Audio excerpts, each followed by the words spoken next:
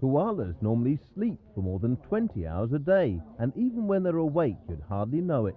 London Zoo are making a great fuss about their latest arrivals. The koalas themselves seem singularly unimpressed.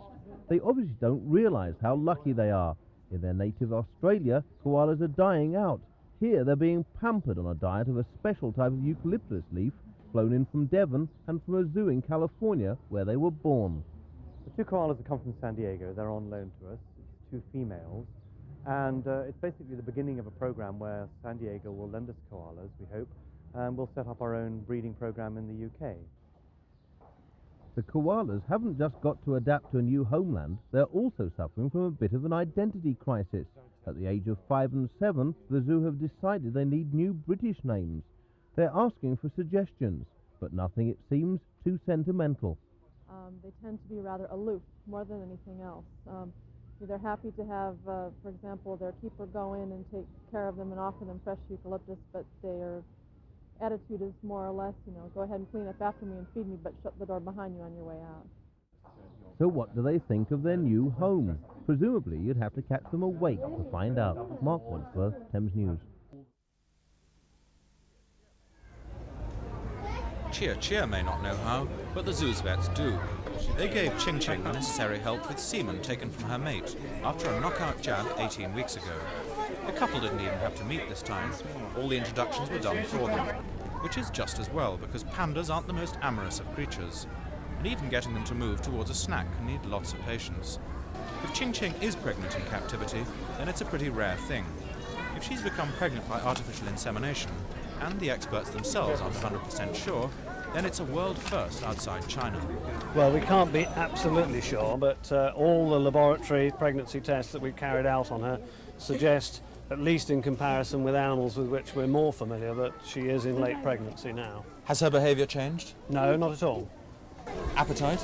Well, she's a rather finicky eater anyway. The Chinese, who've had a number of births, of course, tell us that they do change in temperament just before birth. But she's an animal that we've had problems with, as you know, in the past, and therefore we can't really be certain that such a change would indicate imminent birth. Why do you think this has succeeded where a trip to America didn't? Well, we don't know. I mean, we just don't know the scientific reason for that. I mean, obviously we sent the male to America because we didn't think there was any chance at all of her coming into season this year.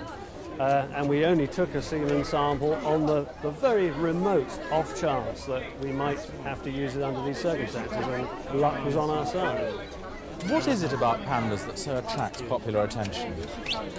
I think it's the colour markings, the fact that they look very cuddly. They're not, incidentally, they're really quite nasty at times. And I think that children, they've always been associated with childhood, the toy association.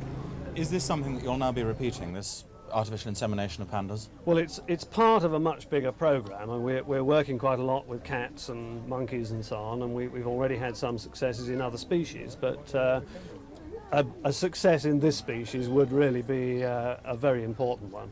How about Chia Chia? How's he reacted?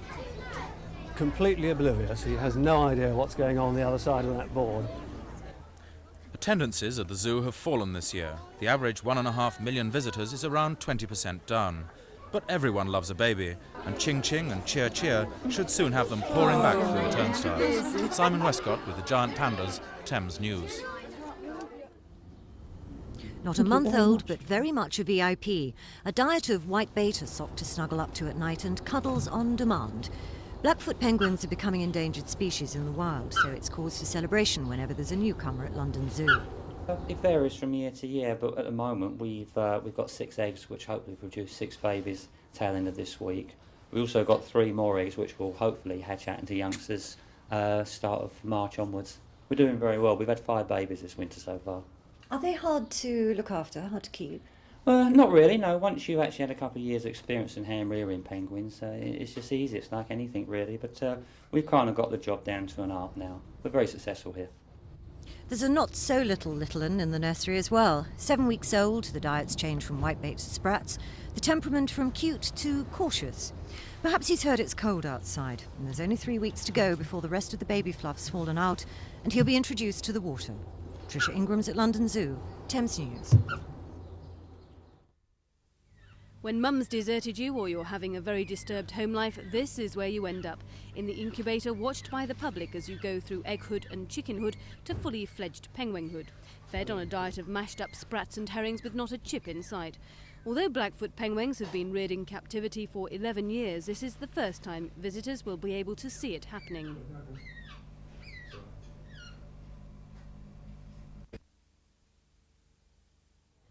Rumour has it, in the undergrowth of snakes, lizards and alligators, that really Petronella was a bit of a soft touch. Royal pythons like this one are shy, retiring creatures. Their tongues could hardly be called vicious, and they're easily manhandled, and easy prey for those wishing to take advantage. Petronella was last seen when the lights dimmed on her now empty home at the weekend. Keepers think the kidnappers got to Petronella through the emergency exit of the reptile house and made off. Now they want her back. Well, I'm worried. I hope very much indeed that we'll get it back. Whoever's taken it will bring it back to us, because they'll definitely won't do as well, as someone's pet as they would do here. Petronella is missed by many of her friends, but none more so than Monty, who shared her cage. Since she's been missing, he's lost his luster. Keepers say he'll probably get over it in time for the next breeding season anyway, but for the time being, his life without his mate is empty.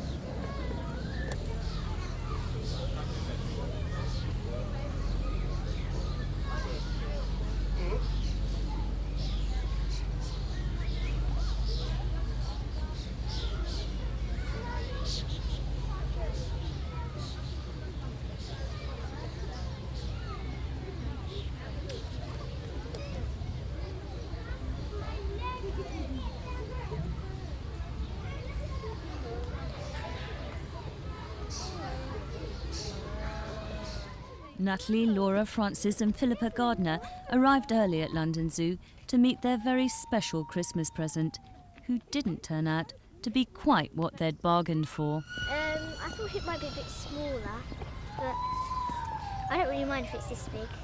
And do you think this reindeer might actually be very busy with someone on Christmas Eve night?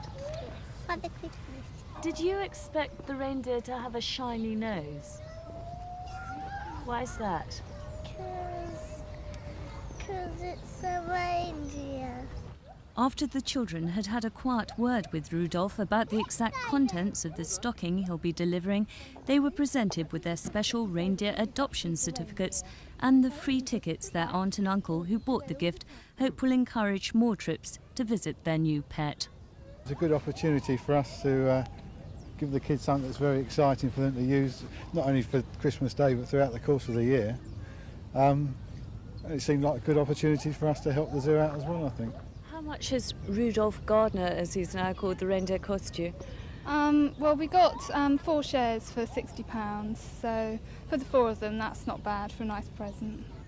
700 people have adopted London Zoo animals this Christmas, a lot of them more outlandish than reindeer. What sort of jokey animals do people adopt as presents? Mainly the insects, things like one wood ant, or they go for the funny names really. We've got a snake called a Western Massasagua, I think it is, and that's very popular. And another one is called an Arabian Jerboa, which is like a little mouse, and that's been very popular as well over Christmas. This year, penguins are the seasonal favourites at £350 for a year. Elephants come more expensive at £6,000. Helena Kerkuch at London Zoo for Thames News. Little Abigail Aardvark was unimpressed with the title of being first aardvark to be hand-reared at London Zoo. She was determined to carry on dreaming of a termite hill teeming with lunchtime snacks, although at the moment 12-day-old Abigail is being fed on milk. She's the member of a unique animal family found in the African grasslands. In Britain, her relatives at London Zoo are the only aardvarks in the country. Her mum had already lost several babies. But for now, Mum is head keeper of the Children's Zoo, Linda Sharp, who's grown very attached to the animal bearing the first word in the dictionary. Some folks will do anything to get on television. London Zoo's publicity-conscious penguins called in the cameras today just to record the fact that their pool had been spring-cleaned. They also invited Lord St John Stevens to perform the reopening ceremony and to issue them with an extra supply of fish. But they didn't seem too keen on the noble Lord's brand of sprats. Well, I just gave them the fish that the zoo gave me, so if they don't like the fish, they must address themselves to the zoo and not to me. The penguins probably regard themselves as the most important things that ever sliced through ice. But their 53-year-old pool is special too. Its spiral stairs are said to be unique. The pool's reopening ceremony this afternoon was attended by many important humans, although the architect, now an octogenarian, admitted nothing much had changed since 1934. The weather has changed. Really? Has the pool? That's right. Otherwise, it's perfectly exactly what it was. The penguins arranged perfect weather, cold and suitably damp. And their refurbished pool, it does include a new filtration system and larger diving tank, should see them through to the 21st century. No doubt the publicity-conscious penguins will find a reason for inviting back our cameras and the noble lord well before then. Simon Neve, Thames News.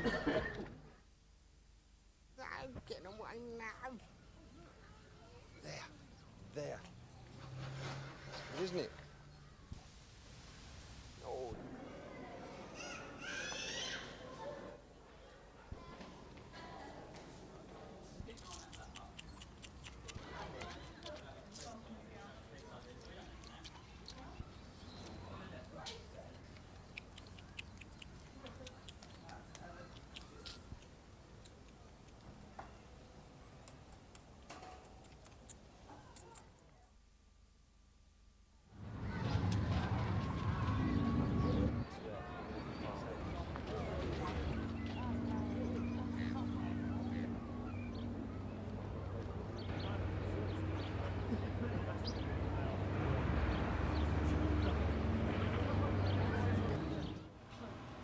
We've got just bit spines on the end of her tails.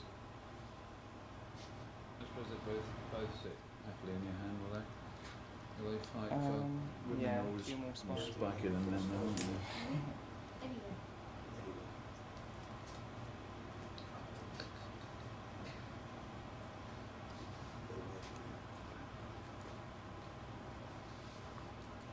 They're a long way from East Africa, their natural habitat, but for these dwarf mongooses, only 6 inches high, NW1 does just as well. Spotlights provide the right amount of heat and light, and the termite mounds are an ideal place to nest or run for cover. They're not real though, the keeper here made them from chicken wire and papier-mâché. Live food comes in the form of real mealworms and crickets, cunningly disguised in this log dispenser. It doesn't take long to sniff them out. Researcher Nancy Hackman, who's made a special study of these animals, says it'd be difficult to create a more realistic environment. We feel that it's very close. Not only does it simulate in looks their natural habitat, but they're behaving like a troop of dwarf mongoose would in the wild. The university's Federation for Animal Welfare, a charity who say they're based on science rather than emotion, want to encourage more zoos to create lifelike environments for their animals. I think the modern ideas towards zoos is that there have been many more of these type of exhibits. Zoos are changing the same way as society is changing. Our expectations of zoos have changed very much over the last few years, and people are wanting these sort of exhibits where the animals are obviously having a full life and getting on with life. Like eating eggs, for instance. Here, the mongooses are so at home that they crack them the same way as in the wild, using their hind legs to toss them against a hard surface. All this under the eye of a constant stream of visitors. But all the attention hasn't stopped them getting on with family life. The matriarch, undisputed boss of the family, has already produced 2 litters here. Now a third is on the way. John Andrew at London Zoo for Thames News.